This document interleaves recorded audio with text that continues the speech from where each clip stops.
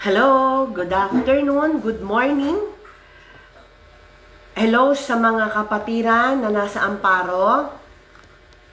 Hello mga kapatid. Mag-umpisa na po tayo. Pastor Vic, opening prayer ka muna. Since nag-praise and worship na tayo dyan sa Amparo, ay ipagpapatuloy natin ang gawain na mamaya ay bigay. Papaluin, commercial lang, sabi ko sa iyo eh. Baba.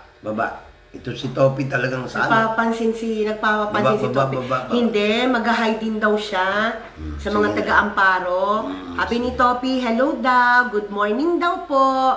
Okay. Hello sa Bacolod family, Pacola family, Argonza family, at sa lahat ng mga kapatiran.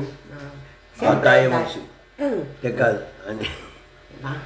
mga kapatid, magsisimula tayo next Sunday. Huwag lang yung... the other Sunday. Next Sunday. After 2 Sunday, nandun kayo sa Pangasinan. So,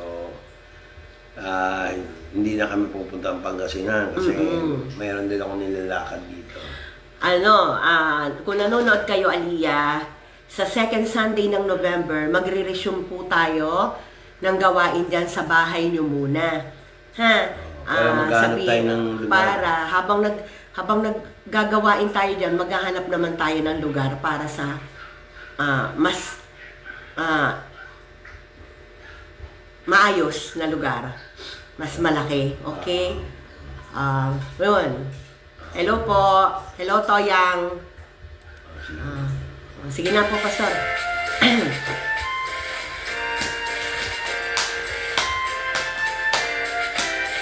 Go, go, go, Pastor! When the saints go marching in, when the saints go marching in, all I want be in that number. When the saints go marching in, ganda ng boses ng Pastor natin. when the drums have gone to bang, when the drums begin to bang, I want to be in that number when the saints go marching in. When the Ang ating pag-uusapan ngayon, mga kapatid, ay how to be in the presence of God. Amen. Or what we mean, how to be always blessed. Unang-una, real talk lang ako. Baba mo yan. Real talk lang ako. Kasi ang blessing kasi, kala nila laging material. Ang iba naman, akala nila puro spiritual. Akala nila mga combination of thereof. Actually, hindi naman nakikita talaga ang blessing. Ang blessing is a state of mind. Amen. The state of the heart. Amen. Tsaka yung state na binibigay ng Lord.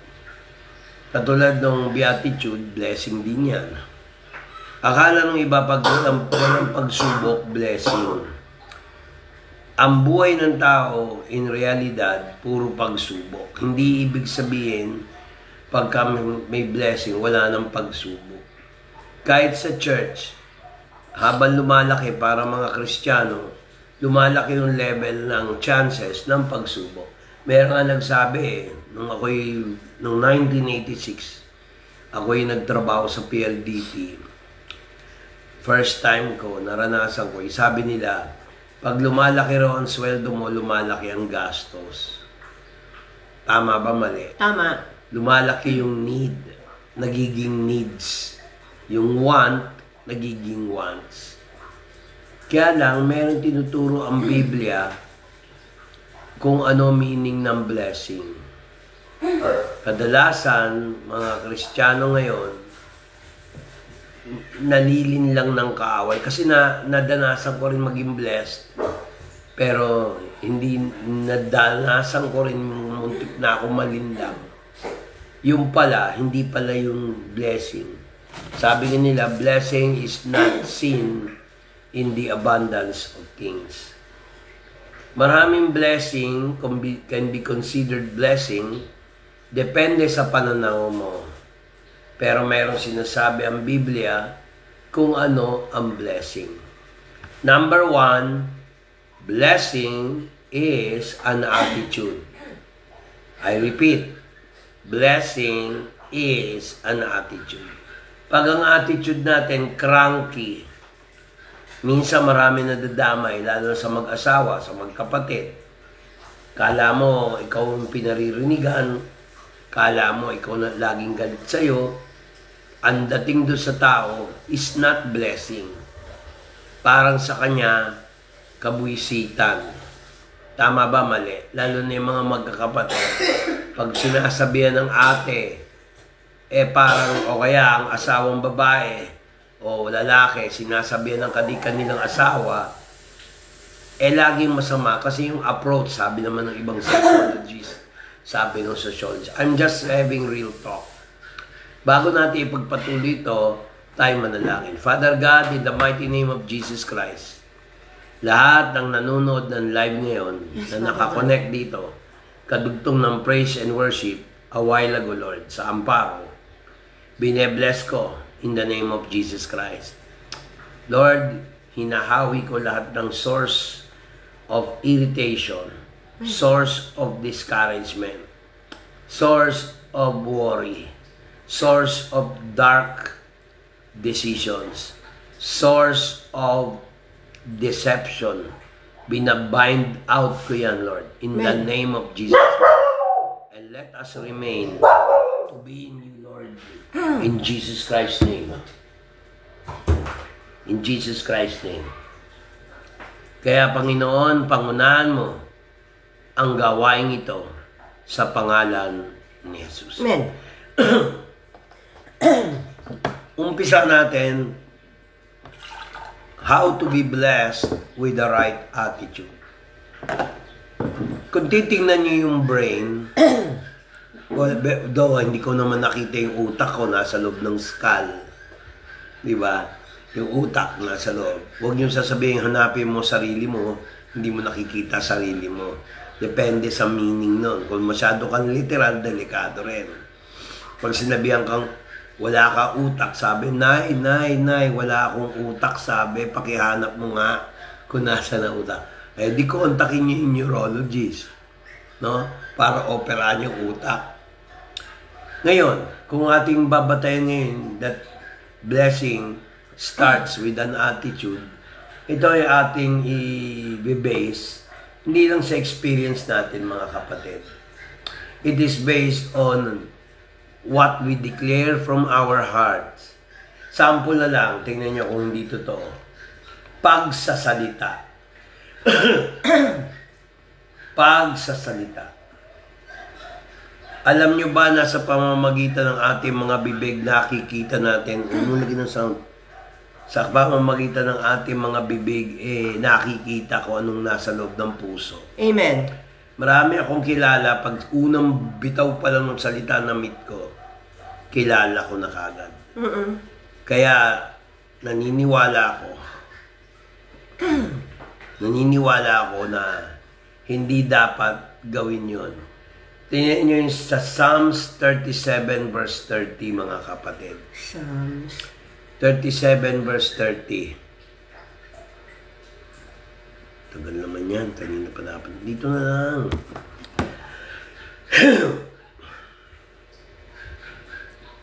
Sa Psalms 30, madidiscover mo.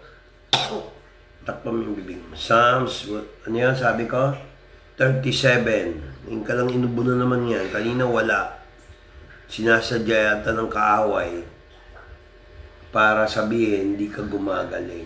Ang bibig ng matuwid ay nangungusap ng karunungan at ang kanyang dila ay nagsasalita ng kahatulan.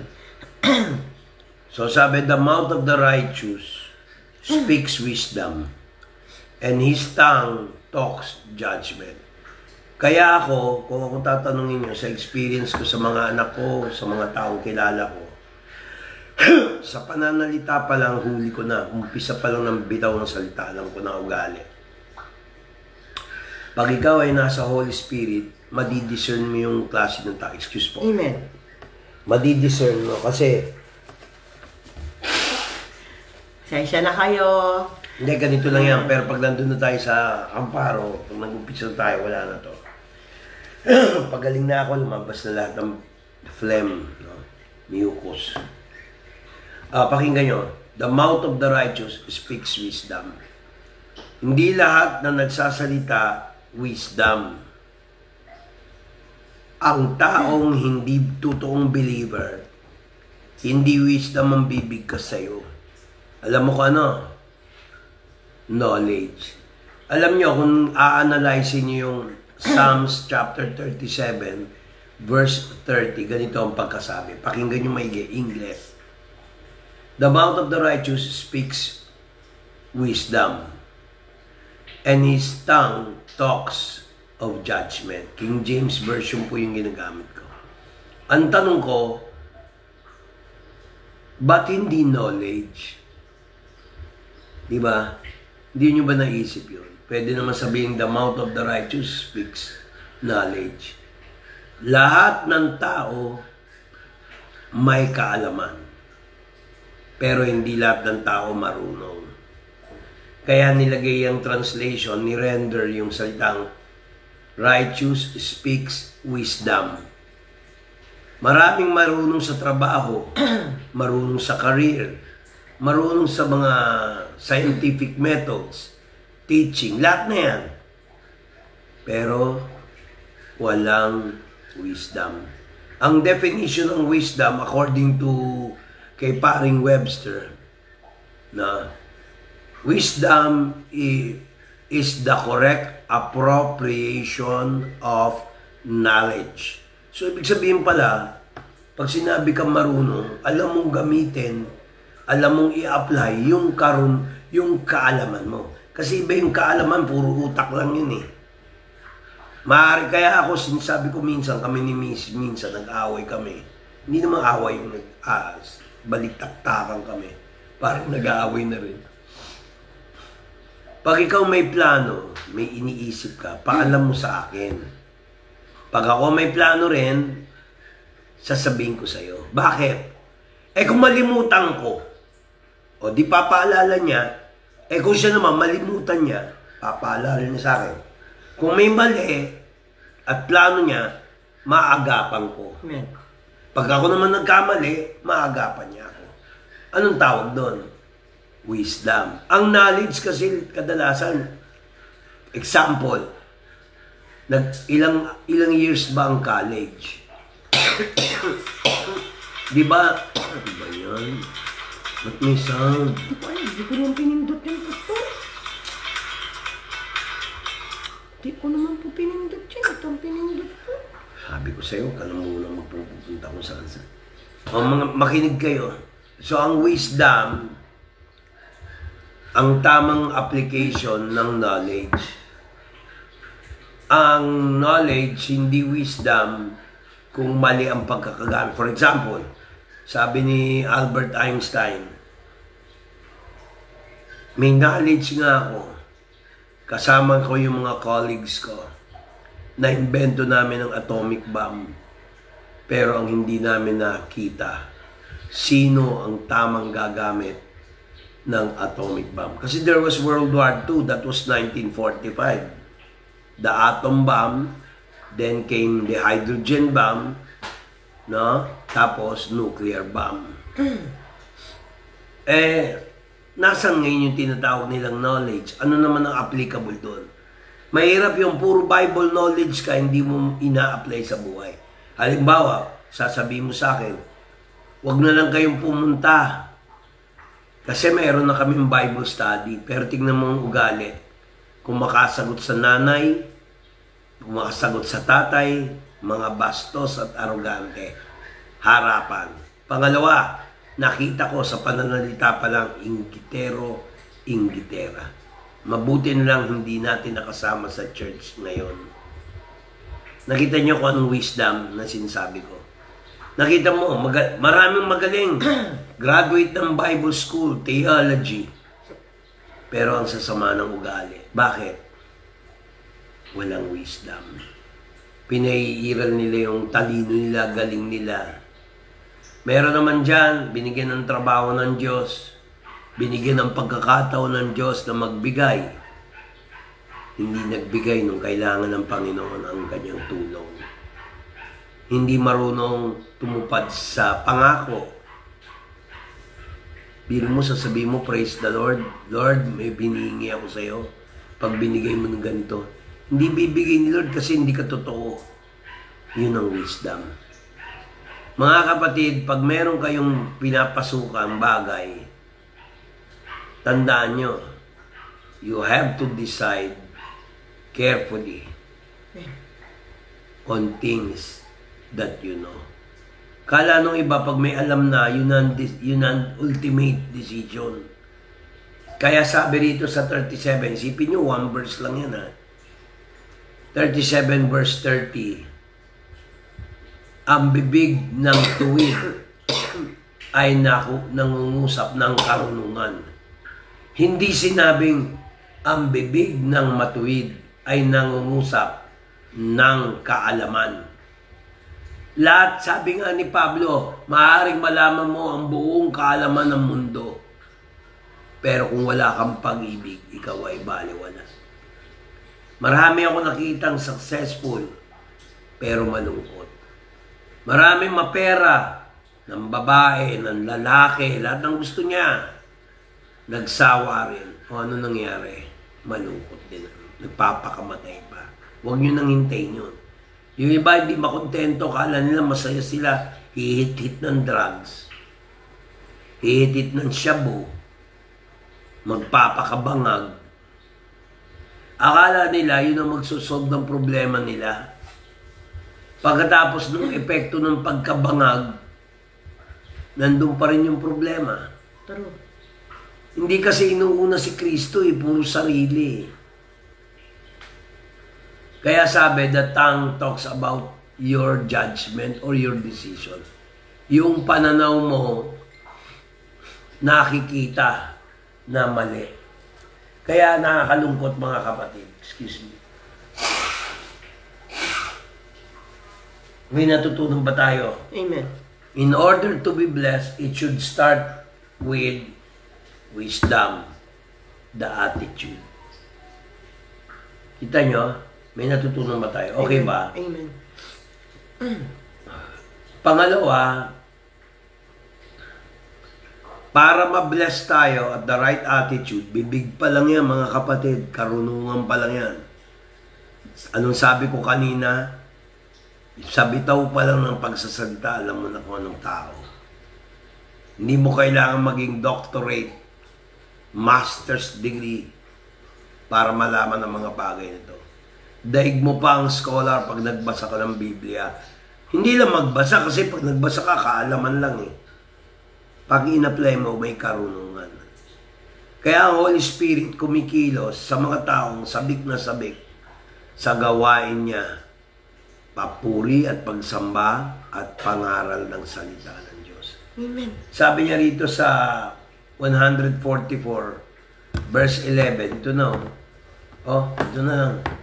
Oh, sabi, sagipin mo ako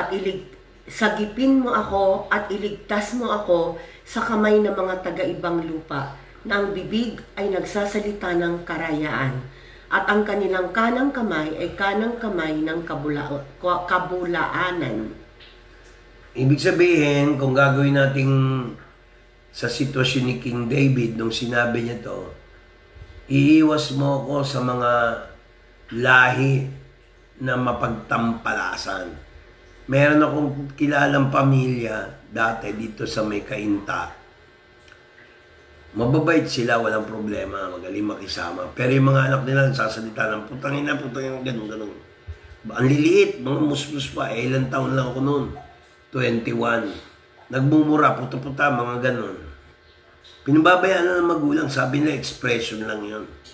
Ewan ko kung ano na sila ngayon, no? Mga kriminal.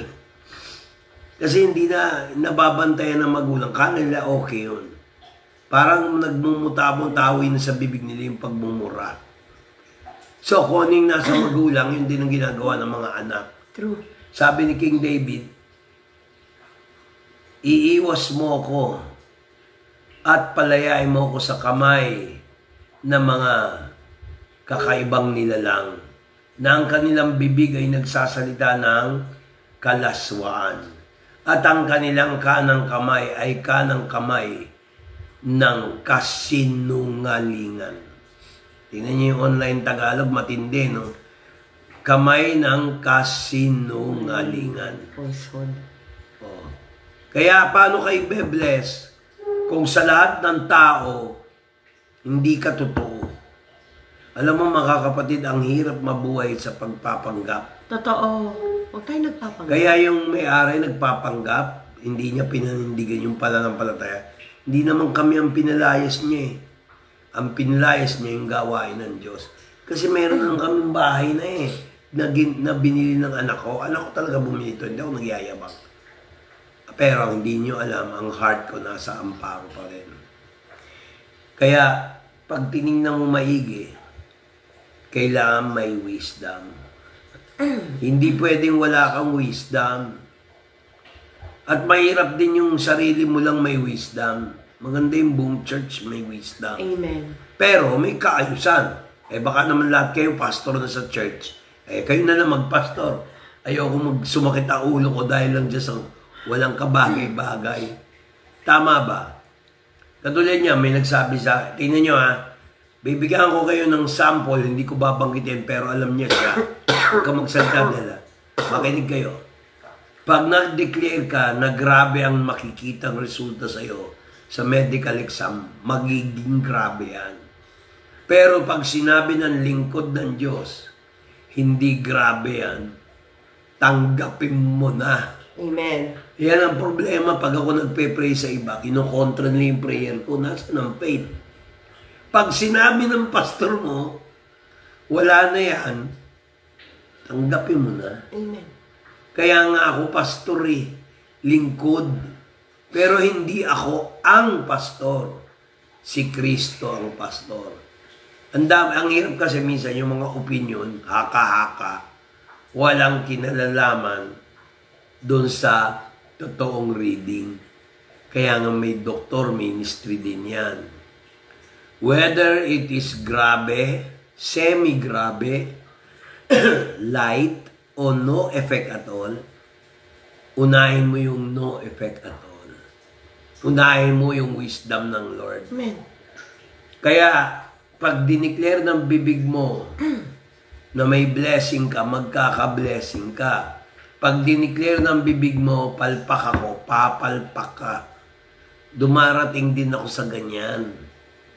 Hindi ako nagpapanggap sa inyo na perfecto. Marami pastor pa, perfecto, pero yung pala nagkakasakit din. Sasabihin, pag ang pastor hindi nagpa-pray, ay plastic yun. Plastic yun. Taas ng pride nun. Mataas ang pride, parang siya lang tama lagi. Ako hindi ako nahihiya magpa-pray kahit pastor ako Totoo.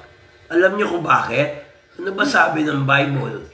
Pray for one another. Wala namang sinabing pray for brother and Alone. sister only. Only. Di ba? Wala namang sinabing do not pray for your pastor. In fact, kung titignan nyo ang 1 Timothy at saka 2 Timothy, yung dalawang aklat na yun, ini-encourage ng pag-pray natin ng bishop, pag-pray natin yung mga pastor. Mahirap maging kapag mataas. Meron tayo sa church, di ba minsan nagpapatotoo? Sara mo yung pinto. Nagpapatotoo, puro ako. Sasabihin pa, hindi ako nagbayayabang. O tignan mo, nagmanifest. Nung nawala tayong bahay-sambahan ngayon sa Amparo, o tignan mo lumabas yung totoong ugali ng mga anak. Makikita mo sa anak pa lang yung ugali. Kaya mga kapatid, yung mga anak nyo, disiplinahin natin. Kasi pag hindi natin dinisiplina yan, magre-reflect sa atin yan. Sabihin nila, hindi natin kaya i-disiplina ang mga anak natin. Kaya importante mga kapatid, ayoko naman panghimasok ang buhay na may buhay, pero nataon dito. Kaya sabi nila, ang matuwid daw, alam yung sinasabi. Tingnan nyo ako, sa unang bitaw pa lang ng salita, alam ko kung turn off yan, alis ako Tingnan nyo Proverbs 10:32. 10:32. Ang sabi, The lips of the righteous know what is acceptable, but the mouth of the wicked speaketh falsehood o frowardness. Nalalaman ng mga labi ng mga matuwid ang nakakalugod. Ngunit ang bibig ng masama ay nagsasalita ng kahalayan. Importante kasi ang power of words sa ating bibig, hindi basta-basta yan. Talagang ano yan, makapangyarihan. Tingnan nyo ang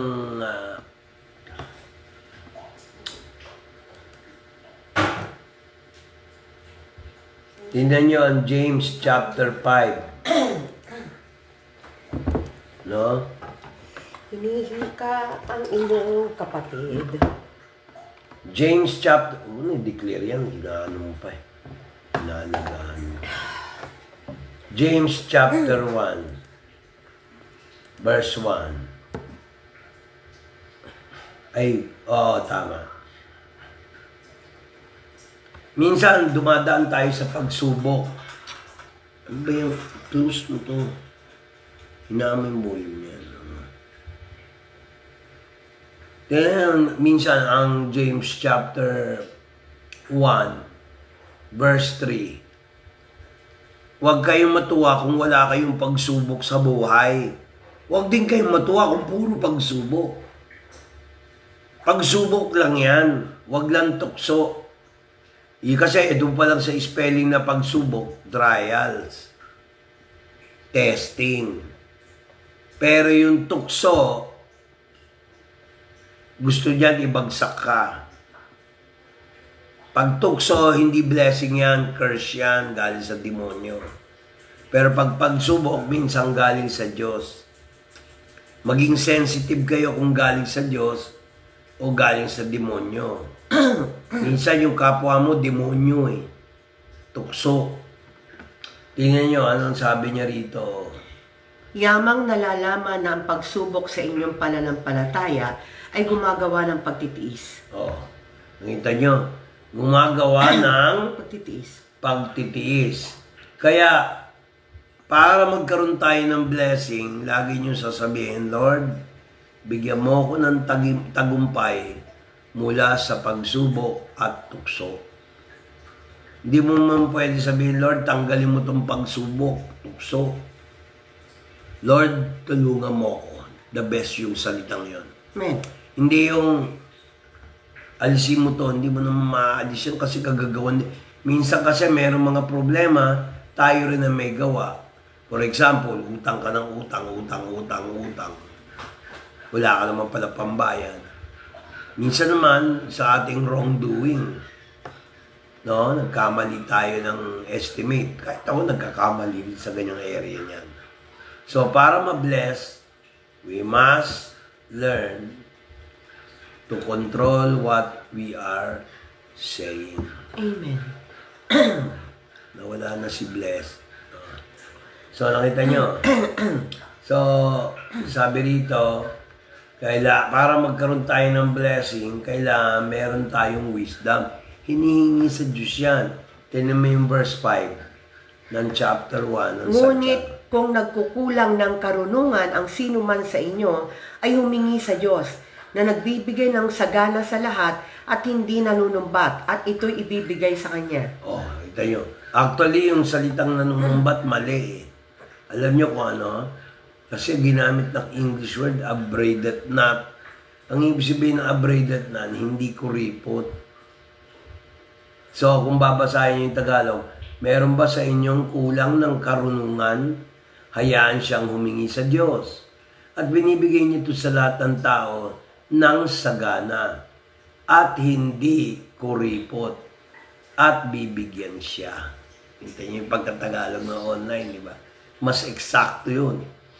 So, at tapos sinabi pa rito, ngunit, bayaan siyang humingi sa pananampalataya, hindi pa bago-bago na parang alon ng dagat na naiihip ng hangin ng pabago-bago.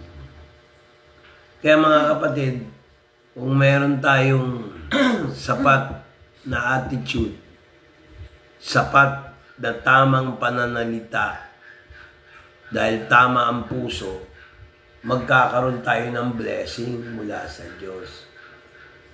Kaya nga minsan tatawa nga ako pag may mga ayaw na, katulad ng James chapter 5, verse 1. Oh. Tapos dito sa... Magsiparito ngayon. Hindi, nagbasa ka kagad, di ko pa sinasabi yung verse. Sorry po, Pastor. Ano ba yan? Sorry po. Best ko yung sinabi. Sa Bible, meron sinasabi, pag nangako tayo, kagaya ng sinabi ko, paano kayo be-bless kung hindi ka marunong mangako sa iyong mga pangako? Hindi ka tumutupad. Bigyan ko kayo ng example. Isang practical application ng pagiging dapat pag nangako ka, tuparin mo. Bigyan ko kayo ng example, mga kapatid. Pag ang reputasyon mo kumalat na ikaw ay isang taong hindi marunong tumupad ng pangako at nalaman ng ibang tao, kakalat yan parang apoy. Anong tendency nun? Siyempre, hindi ka naging paniniwalaan. Lalo na sa bangko.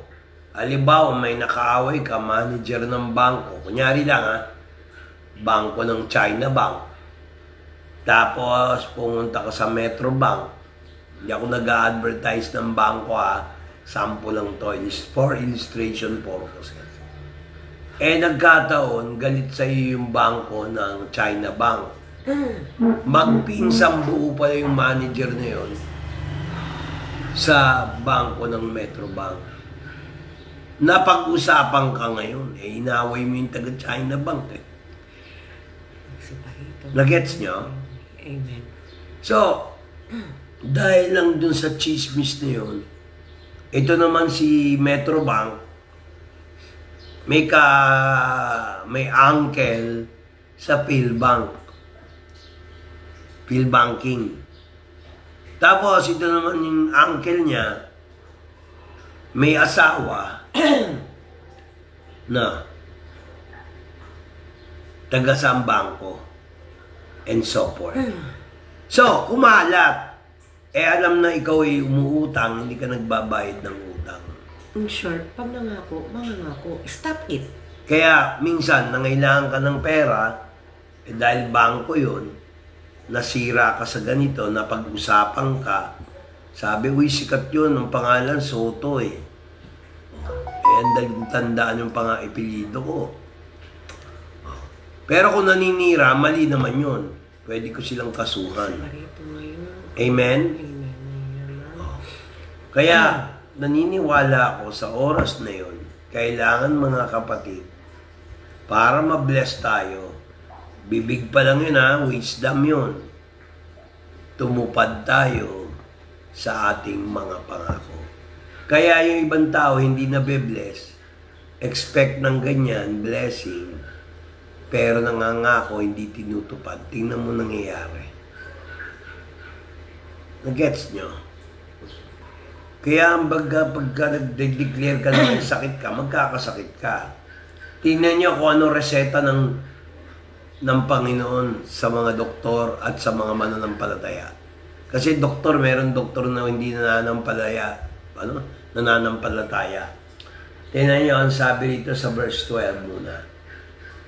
But above all things, my brothers and sisters, swear not, neither by the heaven, neither by the earth, neither by any promise, but let your yes be yes, let your no be no, so that you will not fall into condemnation.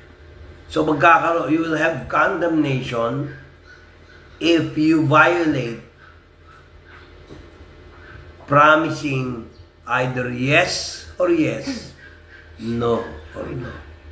Don't say maybe, might be, can't be. Yes or no lang. Yes or no lang. Pag lumagpas ka sa yes or no, itatakwil ka, hahatulang ka. Yun yung sinasabi sa English na condemnation. Kaya huwag kayo papasok sa isang bagay na hindi nyo kayang panindigan. Kaya importante mga kapatid, ituro nyo to sa mga anak nyo. Ano, mahal nyo ba si Jesus? Yes or no? Sagutin nyo ako mga taga-subaybay. Kung mahal mo si Jesus, dapat mahalin mo yung kapwa mo. Si Jesus ba na-meet nyo in person? Hindi naman. Maaaring nakita nyo sa vision. Sasabihin nyo, I love you, Jesus. Pero kung lapastanganin nyo yung pastor nyo, lapastanganin nyo yung kapatid nyo sa Panginoon, diba? Pagmamalakihan nyo yung kapatid nyo sa Panginoon. Paano mo sasabihin, mahal ko ang Diyos, hindi mo nakikita? Yung kapwa mo, nakikita mo, hindi mo magawang mahalin. Amen ba? Amen. Kaya, ang reseta ni Dr. Jesus sa atin, itong verse 13. Pero basahin mo nga yung Tagalog ng verse 12, Mami. Ngunit higit sa lahat ng mga bagay, mga kapatid ko, ay huwag ninyong ipanumpa kahit ang langit, ni ang lupa, ni ang anumang ibang sumpa, kundi ang inyong oo ay maging oo, at ang inyong hindi ay maging hindi, upang kayo'y huwag mangahulog sa ilalim ng hatol. 13. Nagbabata baga ang sinuman sa inyo, siya'y namanalangin. Natutuwa ang sinuman, awitin niya ang mga pagpupuri. Kita nyo, step 1 yan. Imbis na nakapokus tayo sa problema, pero mahirap gawin niya kung tutusin. Naranasan ko yan. So, kailangan, pagka kayo may problema, o magsasaya kayo, manalangin.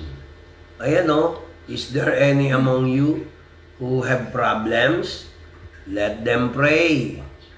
Is there anybody happy? Let him sing Psalms or the book of Psalms. Praises. O, tapos pag may sakit, anong sabi? Is any sick among you? Let him call for the elders Let of the him church. call the elders of the church. And let Let them them pray over him. Anoint him with oil in the name of the Lord. The Lord. Bakit hindi ginamit pastor of the church? Part ng elder talaga, pastor eh. Amen. Hindi pwede yung pastor yung masyadong bata. Medyo iba yata yun. Kadalasan ang elder of the church kasama ang pastor at yung kanyang wife.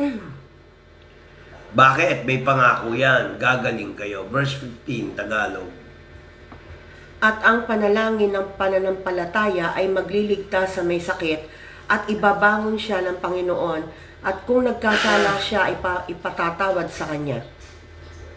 Alam nyo ba, pag nagpe-pray ako sa may mga nagpapapray o kaya wala, nalaman ko may problema, pag pinagpe-pray ko yan, hinihingi ko rin ng tawad kay Lord. Kasi pag meron siyang kasalanan na nabinbin sa heart niya, hinihingi ko na ng tawad para sagutin ng Lord yung panalangin niya. Ayan o, and the Lord shall raise him up, and if, take note, and if, ginamit yung at kung, he had committed sins, They shall be forgiven him. yun, they shall be Forgiven him. forgiven Him. Kailangan ganun ang pagkabasa niyan. Ba't binagalang ko? Kasi marami nagbabasang mabilis pero hindi naman naiintindihan. Isa yan sa paraan para ma-bless. Kahit sa field, business, religious, educational, whatever career, mahalaga po yan. Amen ba? Amen. So yan ang isang part 1 ng how to be blessed. Sa pananalita pa lamang yung pinag-usapan. Ngayon, kung ating babasahin, pag nanalangin ang iyong lingkod ng Diyos na umulan, no? Pag ano yan, ba't tumayo ka? Pag umulan, alam ko, pag umulan, mag-pray para umulan, mag-pray, tumigil ang ulan, kaya nyo rin gawin yan. Kung nyo sasabihin, kunyari, meron kayong business, sasabihin nyo matumal, magiging matumal yan. Mga kapatid, i-partner nyo ang Lord. Bigyan ko yung example. Kunyari, meron kayong printing business. Pag nag-post kayo sa Facebook, isama nyo yung pastor nyo para i-post pagpalain yung business. Kasi yung iba, kung yung iba nga nananampalataya sa maling pananampalataya, kagaya ng mga padrino, di ba, patron. Ba't hindi natin gamitin yung totoong turo ng Biblia? Yung nagtuturo ng salita ng Diyos, walang mintis. Amen? So, importante, kailangan alam niya yung totoo.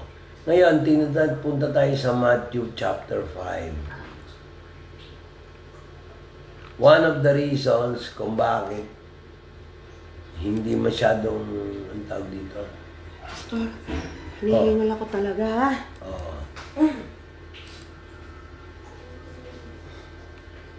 Realizing the need for blessing and healing, lagi nyo iintindihin, kailangan mo ng Spirit. In the name of Jesus Christ, Lord, nilalapit ko ang asawa ko tungkol sa kanyang asthma. Kasi Lord, mainit ngayon. Kailangan, Lord, siyang bigyan ng electric fan. Yan. Okay ba yan? Habol na naman ang hininga eh. Oo, ganun talaga. Huwag ka nang magkakapagsalita. So, blessed are the poor in spirit, for theirs is the kingdom of God.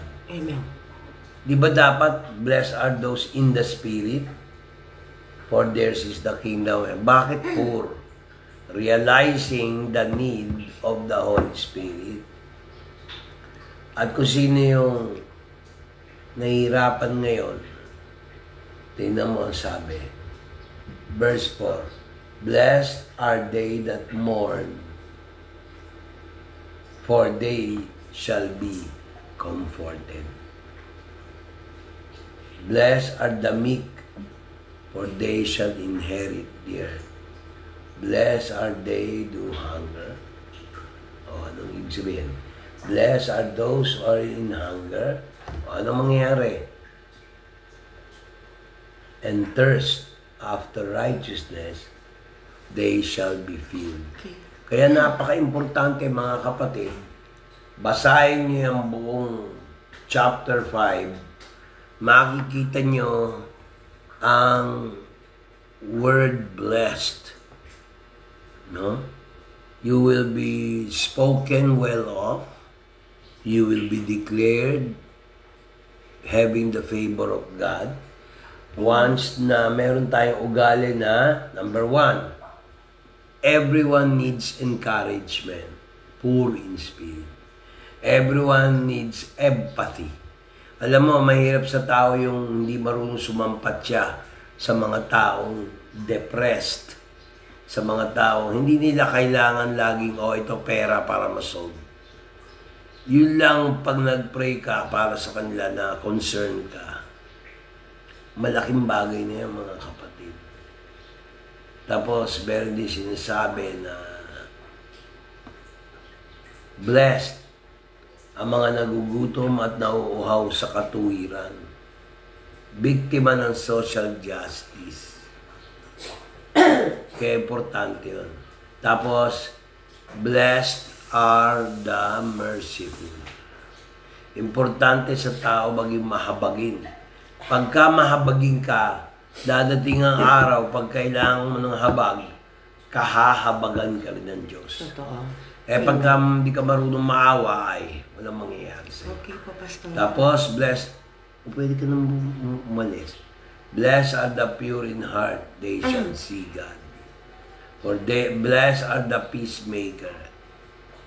Nagbibigay ka ng pagkakataon, umaawat ka sa away, sa gulo, inaway ka, iniwan ka, pinabayaan ka sa laot, huwag ka nang gumante.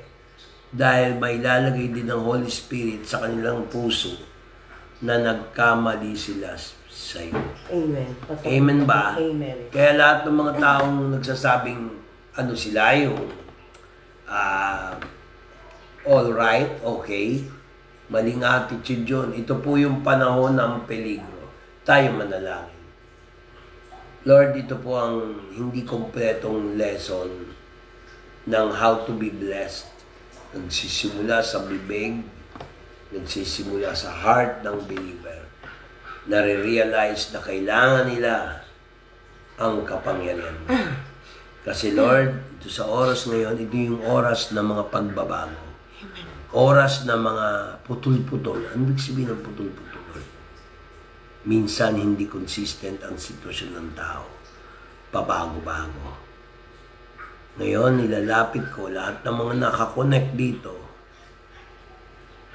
Huwag mong pabayaan, Lord God. Yes, Father God. In the name of Jesus Christ. Amen. Ito na yung oras ng mga putol-putol ng pag-ugali ng tao. Minsan nawawala na ng faith. Pangunahan mo in Jesus' name. Palayasin mo lahat ng spirit of unbelief. Amen. Spirit of depression. Spirit of rejection. Spirit of sickness. Alas, in Jesus Christ's name. Amen. Amen. Amen. Para sa mga nag-join sa atin, I pray na na-bless kayo. Kaya huwag kayong magde-declare ng negative statements na halimbawa sabihin mo, walang nangyari, hirap ako. Huwag niyo di-declare yun. Lagi niyo di-declare, tutulungan ako ng Diyos. Amen. In the mighty name of Jesus Christ. Tutulungan ako ng Diyos. Palalayasin niya ang sakit at karamdaman. Amen. Ganyan lang kasimple yan. In Jesus Christ's name. Amen. Amen. Kaya Hello, kayo Mare. dyan. Kaya Maring Mila, Mase, take the Iya. blessing. Huwag na kayo maniniwala kung kani-kanino. Hello, Mase, Mare, Si Blessy, Bayan. Victoria. Sa lahat ng mga nanood, nakikonnect. Mare, next Sunday, i-update ka namin. Inoffer ng Bacolod family yung kanilang tahanan para doon tayo magkaroon ng Sunday service. Worship service, Mare, ha? Okay, update na lang kita, Mars. Miss you all. Na-miss na namin kayo lahat. Miss you all. Naiiyak ako. Bye-bye, bye-bye. Savior of my soul, Nakakamiss kayo. finding you through all my darkest moments. In you I find my peace, my comfort when I'm weak. I trust in you through storm and raging sea. Dahil bigyan mo akong communion. Faithful, you're my God. You're the glory and the lifter of my head. Your light fills my day. It leads me nowhere. Forever I surrender all. Lagay mo sa baso. Konti lang. And I live to worship you. My Jesus, you're the only one for me. Nothing will ever take your place, my precious Savior. Who can stand between My Lord and me. Hindi meron dyan juice ang sabitin ito. You honor me. My Jesus, you. Pwede na yan. Ay, ganun. Want me. Dito na lang tayo. Naka-live na nga. Ay, ito na lang tayo. Para skip ang My echo. precious Savior. Who can stand between my Lord and me? Lord, I give. Akin na nga yan. Ginawa ka ng Diyos ang saro. Ito ang aking dugo, ang dugo ng bagong tipan. Inumin natin. 1, 2, 3.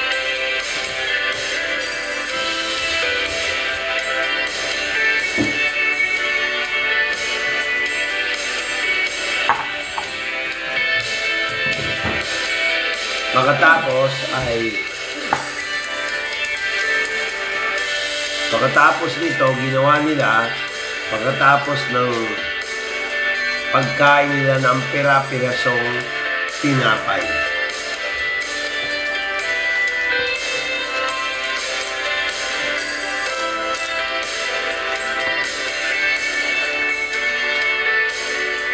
Mga kapatid, mag-communion din kayo dyan sa Amparo. Kung ano man ang ihatid nyo, ito ang tinapay bilang katawan ni Kristo. Isubo natin bilang katawan ni Kristo.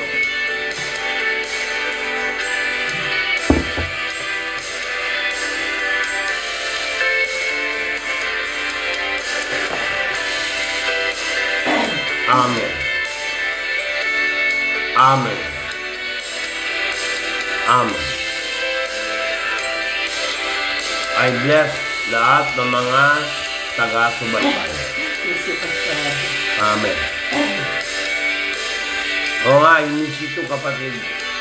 Wala, binigay na yung Ate Delio. Bye-bye. God bless, ha? Gawin niyo yung communion dyan. Nakapag-praise kayo and worship daw. Sige, tuloy niyo lang.